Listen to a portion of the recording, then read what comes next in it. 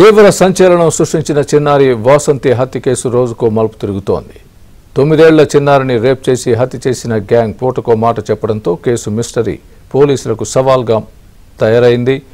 నంద్యాల జిల్లా ముచ్చుమర్రి పార్కులో ఆడుకుంటున్న చిన్నారి అదృశ్యమై హత్యకు గురైంది.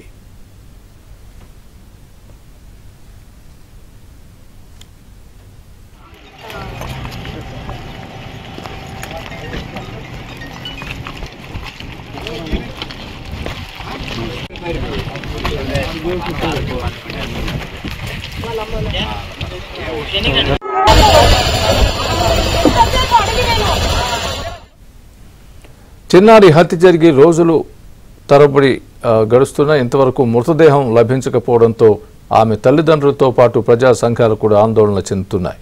చిన్నారి మృతదేహంపై ఎలాంటి క్లూ దొరకకపోవడంతో కర్నూలు రేంజ్ డీఐజీ విజయరావు రంగంలోకి దిగి కేసు దర్యాప్తు చేస్తున్నారు.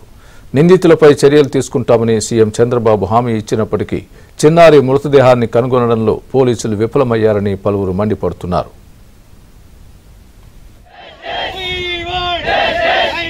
వసతి కుటుంబానికి వెంటనే